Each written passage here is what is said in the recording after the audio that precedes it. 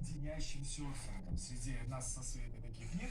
А на севере США, где раньше всего чувствуется дыхание Арктики, встречаются те, кто любит похолоднее.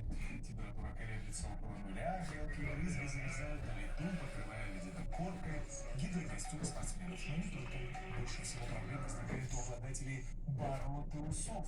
На них образуются увесистые сосульки, и в таком виде серферы и едут домой, забавляя попутчиков. О том, кому в нашей стране уже на этой неделе можно начинать переживать за свои усы, спросим у ведущего специалиста Центра погоды ФОБОС Вадима Завойченкова. Вадим, здравствуйте. Вы готовитесь к зиме? Ну, я пока не готовлюсь, а вот по-настоящему зима уже действительно пришла на северо-восток нашей страны. И вот небольшая репетиция планируется на русской равнине. Давайте я расскажу.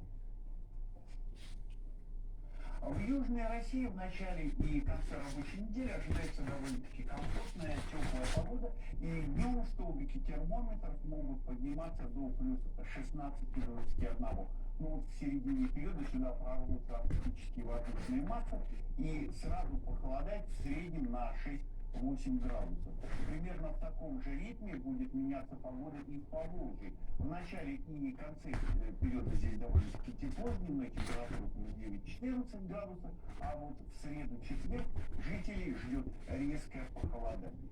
На северо-западе России в первую